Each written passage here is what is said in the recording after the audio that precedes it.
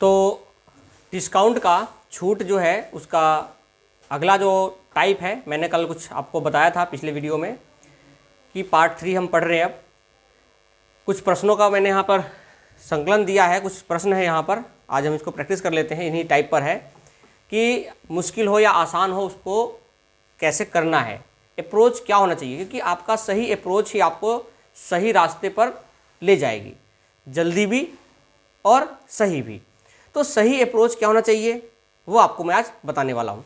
देखो, मैंने क्या कहा था पिछले वीडियो में कि अगर कभी क्रय मूल्य हो, विक्रय मूल्य हो या अंकित मूल्य हो, लाभ हो, हानि हो, कुछ भी अगर जिक्र हो तो सीपी, एसपी और एमपी को आप लिखना है। कैसे लिखना है उसके लिए आप देखें, पहला वीडियो देख ले। एक दुकानदार किसी वस्तु का अंकित मूल्य क्रय मूल्य से 30% अधिक रखता है। कितना अधिक रखता है? और 17% का लाभ कमाता है, तो वास्तविक छूट ज्ञात करें। मैंने आपसे कहा था कि अगर कभी भी लाभ, हानि, छूट कुछ भी हो तो आप एक तरफ लिखे सीपी, एक तरफ लिखे एसपी और एक तरफ लिखे। अब क्वेश्चन को पढ़ो। अगर मैं यहां पर बट्टे में 100 करता हूं तो क्रय मूल्य कितना है? 100। तो अंकित मूल्य कितना हो जाएगा? 30 अधिक यानी 130। अब क्रय मूल्य और अंकित मूल्य में आ गया। अब उसने कहा कि लाभ कमाता है। लाभ कमाने का मतलब क्या है? यानी लाभ हमेशा किस पर होता है? क्रय मूल्य पर। तो क्रय मूल्य कितना है? 100। तो कितने का बेचेगा? अब हमसे पूछा है छूट क्या होगा। अब बताओ, कोई 130 रुपए की वस्तु को अगर 17% 17 में बेचेगा, 17 में, तो कितने का छूट देगा? कहां से देगा छूट? और गुना में परसेंटेज के लिए 100, यानी टोटल आ गया कितना परसेंट छूट? तो हमारा पहला आंसर हो गया 10% की छूट। तो पहला का आंसर क्या है? 10%। यानी आप सिंपल सी बात है, सीपी, एसपी, एमपी लिखे और उस चीज को आप ट्राई करें। ठीक है, तो 100 रुपए की चीज को 117 में बेचा है और उसका दाम कितना था? 130। यानी 130 रुपए की वस्तु को अगर 117 में बेचेगा तो 13 रुपए का छूट देगा, डिस्काउंट देगा।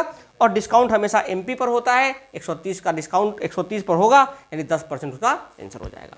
दूसरा सवाल है, दूसरा क्या है? किसी वस्तु का अंकित मूल्य क्रय मूल्य का 5/4 है। अब देखो, सीपी, एसपी और एमपी। मैंने सीपी, एसपी, एमपी लिखा, इसके लिए मैंने आपको बता दिया कि पहले क्या लिखना है, कैसे लिखना है, वो मैंने आपको पहले बता रखा है। ठीक है, चलो। तो सीपी, एसपी, एमपी, देखो क्रय मूल्य कितना है? 4 है। तो एमपी कितना है? 5 है। फिर हमने कहा कि विक्रय मूल्य कितना है? अगर विक्रय मूल्य 9 है तो लाभ कितने का है? अगर 9 रुपए का बेचा है, 1 का लाभ है, तो खरीदा कितने में होगा? तो आप बताओ, अगर ये 8 आया, समझना ध्यान से, अगर सीपी को 8 बना देता हूं तो इसको कितने से गुना करना पड़ेगा? तो 5 दूनी, और यहां कितना? क्योंकि इसमें तो हमने कोई चीज नहीं किया। यानी 8 रुपए का चीज है, 9 रुपए में बेच रहा था। तो हमसे पूछा क्या है? छूट। अब बताओ छूट क्या होगा? 10 रुपए का चीज कितने का बेचा? 9 का, यानी कितने का छूट दिया? 1 का छूट। कहां से? 10 से 1 का छूट, और गुना में परसेंटेज के लिए 100, तो भी कितना आ गया? 10% की छूट आ गया। यानी जब आपको देखे फ्रैक्शन हो या कुछ भी हो, तो आपको ध्यान कर रखना है कि जहां पर भी दो वैल्यू समान आ रहे हो, आप उसके अनुपात को इक्वल कर दो। आप उसके अनुपात को क्या कर दो? जब भी दो अनुपात सेम हो, जब भी दो अनुपात किसी का भी सेम हो, उस अनुपात को हमेशा क्या करना है? बराबर कर देना आपको। ओके, चलो। तो इसका आंसर कितना आ गया? इसका भी आंसर आ गया 10% का छूट। कितना छूट हो गया? 10%। चलिए अगला सवाल देखते हैं। अगला सवाल है, किसी वस्तु का अंकित मूल्य क्रय मूल्य से 50% अधिक है। तो फिर से लिखो, सीपी, एसपी और एमपी। तो किसी वस्तु का अंकित मूल्य क्रय मूल्य से कितना है? 50 अधिक है। यानी अगर क्रय मूल्य 100 होगा तो अंकित मूल्य कितना होगा? 150। फिर उसने कहा उस वस्तु को बेचने पर लाभ विक्रय मूल्य का 1/6 है। अब देखो, विक्रय मूल्य 6 है, लाभ 1 है, तो कितने का बेचेगा, खरीदा कितने में होगा वो, कितने में खरीदा होगा। अब यहां पे 100 में खरीद रहा है और यहां पे कितने में खरीदेगा, 5, तो 5 का चीज कितने का बेचेगा, यानी 5 का चीज अगर 100 में बेचा है तो 20 पंजे तो 20 छक, यानी कितने का बेचेगा वो वस्तु, 120 का बेचेगा। अब बताओ 150 रुपए का वस्तु 120 में बेचा है तो कितने का छूट मिला है, कहां से मिला, गुना में, गुना में, तो 30 पंजे और 5 से काटो कितना आ गया, तो यानी 20% का छूट मिला है। तो कितने का छूट मिल गया, 20%। देखो बहुत ही सिंपल तरीका है, आप इसका यूज कितने भी बड़े क्वेश्चन से बड़े क्वेश्चन को करने के लिए कर सकते हो। तो सीपी जो है 100 माना तो एमपी कितना हो गया 150, क्योंकि 50 क्या है अधिक है। उस वस्तु को बेचने पर लाभ विक्रय मूल्य का, विक्रय मूल्य कितना है 6, यानी 6 रुपए का बेचा है तो लाभ कितने कमा रहा है, 6 का बेचोगे 1 का लाभ कमाओगे तो कितने में खरीदा होगा वस्तु को, 5 में। तो यहां पे वस्तु खरीदा है 5 में, तो 20 पंजे तो 6 पंजे सॉरी 20 छक, यानी 120 में बेचा है। अब 150 का चीज अगर आप 120 में बेचते हो तो कितने % का छूट मिलेगा, 20% का छूट मिल जाएगा आपको। ठीक है, तो थर्ड सवाल का आंसर क्या हो गया 20%। चलो अगला प्रश्न क्या है, देखो आप भी ट्राई कर सकते हो जो आपको। चलो, एक दुकानदार किसी वस्तु का अंकित मूल्य क्रय मूल्य से कितना % अधिक रखता है, 35% अधिक रखता है, यानी सीपी एसपी और सीपी कितना है 100, तो ये कितना अधिक रखता है। अब उसने कहा कि दुकानदार कितने का छूट देता है, कितने का छूट देता है 33 सही 1/3 का, 33 सही 1/3 का छूट देता है। यानी इसको समझो आप, मैंने आपको बताया प्रतिशत के अंदर कि जब भी फ्रैक्शन आ जाए तो आप क्वेश्चन को फ्रैक्शन बना लो। इसका मतलब हो गया 1/, यानी 1 रुपए का छूट देता है ना, किस पर, अंकित मूल्य पर, यानी 1 रुपए का डिस्काउंट है, 1 रुपए का डिस्काउंट है और 3 रुपए क्या है, तो कितने का बेचेगा 2 का। यानी अब देखो एमपी कितना है 3 की वैल्यू निकाला, कितने की वैल्यू है, अरे एमपी कितना है 3 है, और यहां 3 की वैल्यू यानी कितने से गुना करने पर 3 आएगा, तो 45, तो 2 की वैल्यू 45 गुनी। अब बताओ 100 रुपए का चीज आप 90 का बेचोगे तो क्या होगा, 10% नुकसान नहीं होगा क्या, तो कितना जाएगा 10% का लॉस हो जाएगा। देखो बहुत ही सिंपल से क्वेश्चन होते हैं, बस आपको यहां पर ध्यान रखना है कि सीपी अगर 100 है तो एमपी कितना होगा 100। अब उसने कहा छूट कितने का है 33 सही 1/, तो 33 सही 1/3 का मतलब होता है 1/3, यानी 1 रुपए का डिस्काउंट है तो कितने पर 3 रुपए, यानी 3 रुपए एमपी है, 1 का डिस्काउंट है कितने का बेचेगा, यानी 3 का वैल्यू 2 का निकालना है, तो 3 का वैल्यू 135 है तो 1 का वैल्यू कितना होगा 45, तो 2 का वैल्यू तो कितना हो गया नुकसान उसको, यानी 100 रुपए का खरीदा था 90 का बेचे, कितना का नुकसान हो गया 10% का। चलो अगला प्रश्न क्या है वो देखो, अगला प्रश्न क्या है, एक दुकानदार किसी वस्तु का अंकित मूल्य क्रय मूल्य से कितना अधिक करता है, तो सीपी एसपी और एमपी। सीपी कितना, तो ये कितना, अब बताओ कितना लाभ कमाता है, यानी कितने का बेचेगा।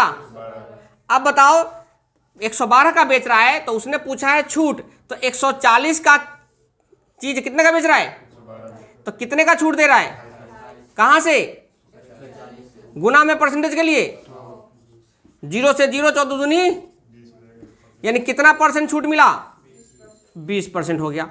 जल्दी से 1 मिनट के अंदर नीचे वाले क्वेश्चन को करो, जल्दी से 1 मिनट के अंदर, जल्दी से नीचे वाले क्वेश्चन को 1 मिनट में करो, जल्दी से 1 मिनट में नीचे वाले प्रश्न को करो।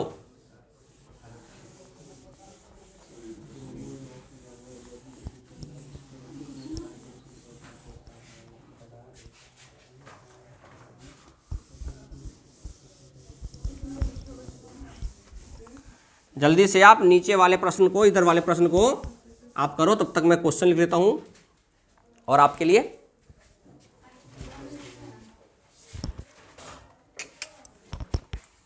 बार बार फंस जाता है।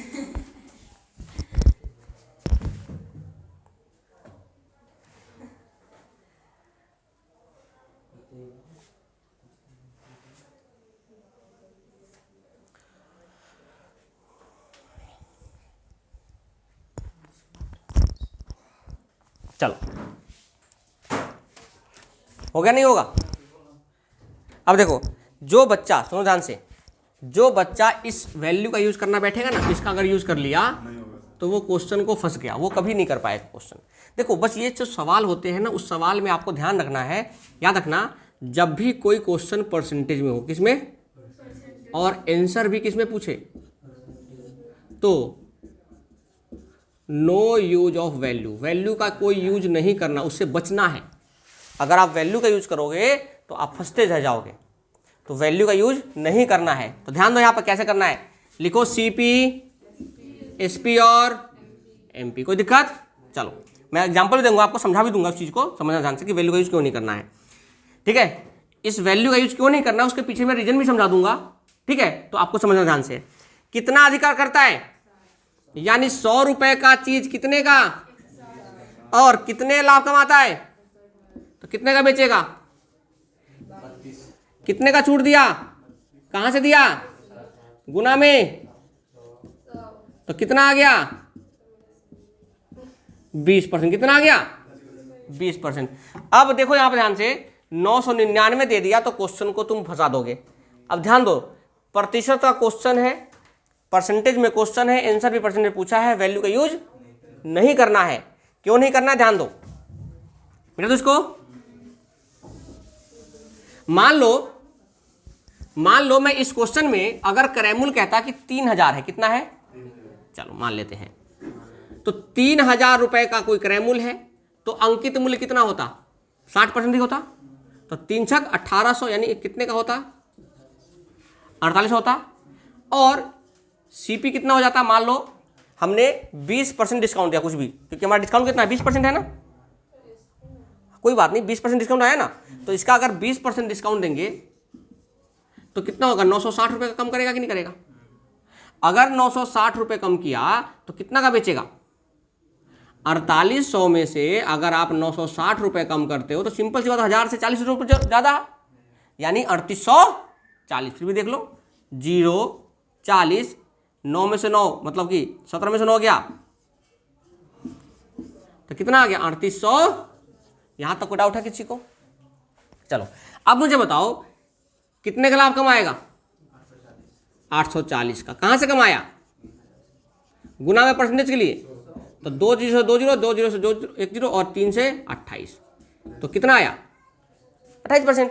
तो भी कोई दिक्कत नहीं है, यानी प्रतिशत में चाहे यहाँ पे 3300 भी होता ना तो भी कोई दिक्कत, 5800 होता तो भी कोई दिक्कत। यानी क्वेश्चन जब परसेंटेज में हो, आंसर भी परसेंटेज में हो, तो वैल्यू का यूज नहीं करना है। ठीक है, चलो तो आपने देखा यहां तक। चलो एक टॉपिक और है, उसको भी देख लेते हैं। चलो क्वेश्चन लिखो,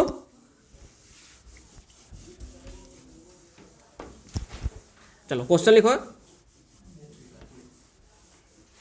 चलो क्वेश्चन लिखो।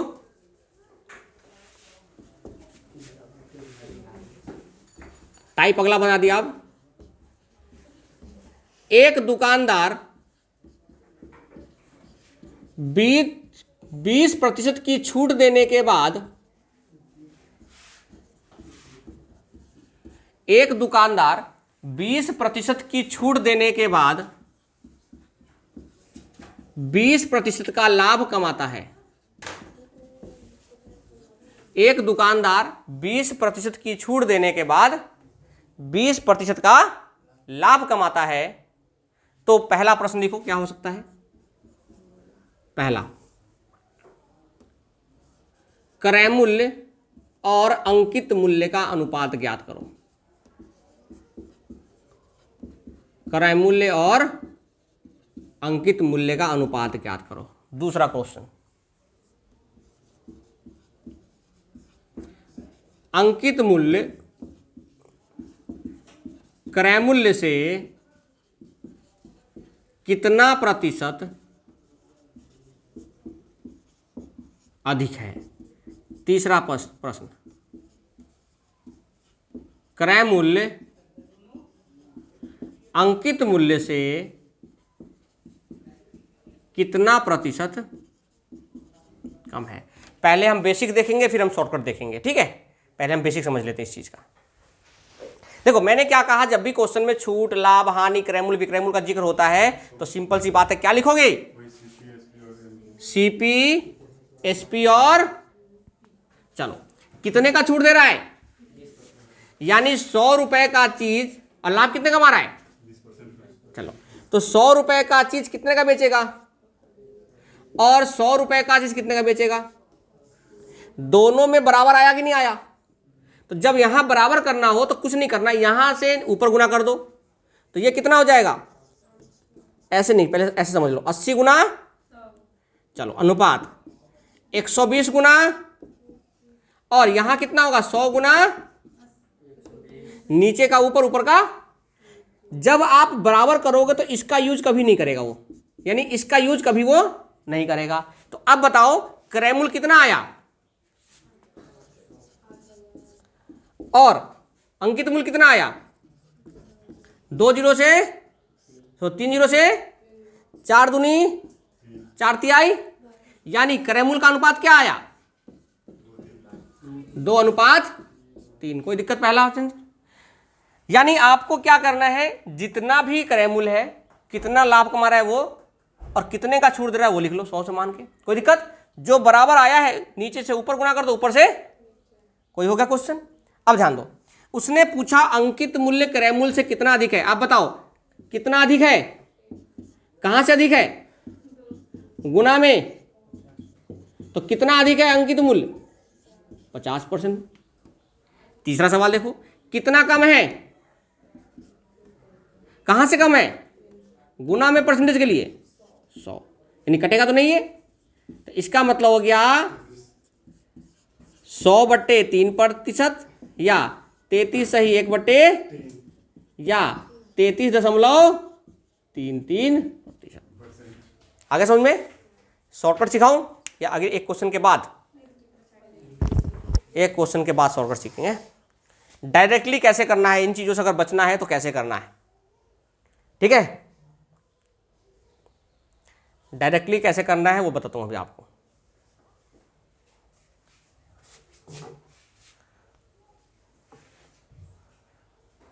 डायरेक्टली कैसे करते हैं,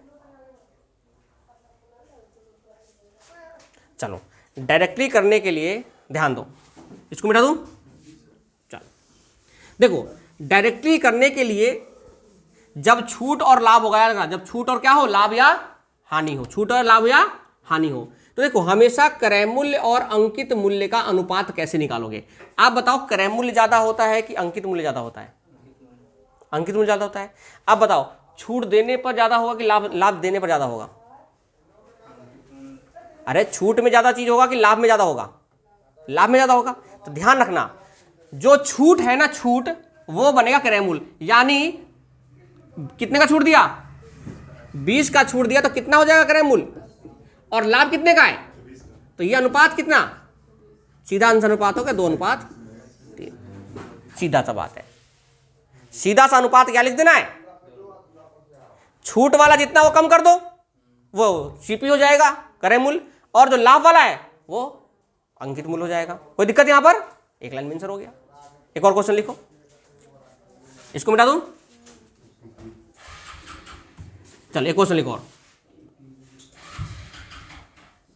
यहां पर क्वेश्चन सेम है, बस क्वेश्चन का डाटा चेंज कर रहा हूं।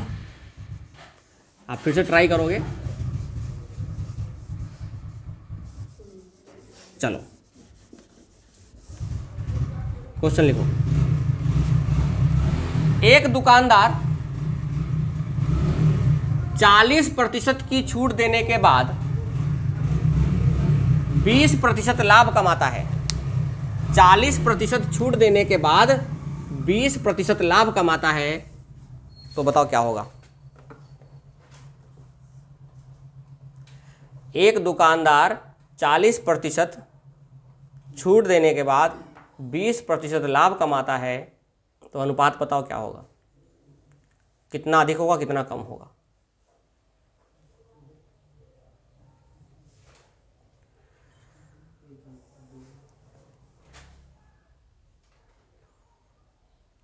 मैंने अभी बताया ना, बिल्कुल। अरे क्रैमुल का मतलब है 40 का छूट दिया, इसका मतलब कितने का बेचेगा, और अगर 20 का लाभ का कितना बेचेगा, तो 1 यानी इसका आंसर क्या आ गया। अब देखो कितना अधिक है, तो 1 अधिक है 1 पर गुना में, तो कितना अधिक रखा 100%। कितना कम है, 1 कम है 2 पर गुना में 100। और मैंने आपसे कहा था ना 100% ज्यादा है तो कम कितना होगा 50, 50 ज्यादा कम कितना होगा 33/1/3। तो ये सब चीज आपको ध्यान रखना है, ठीक है। चलो एक क्वेश्चन और करें, एक क्वेश्चन और करें। चलो क्वेश्चन लिखो।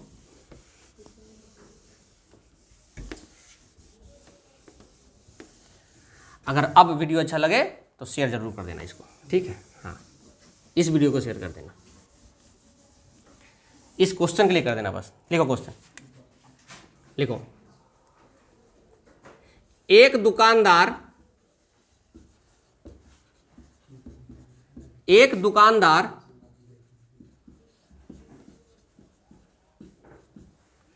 किसी वस्तु पर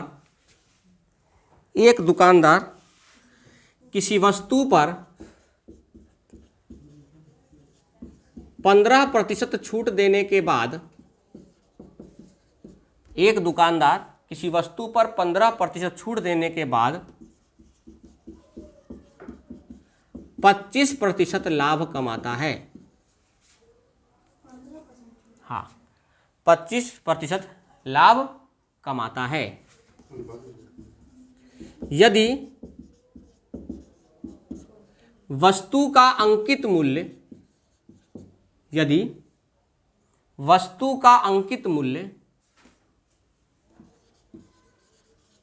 4000 है, तो वस्तु का क्रय मूल्य ज्ञात करें।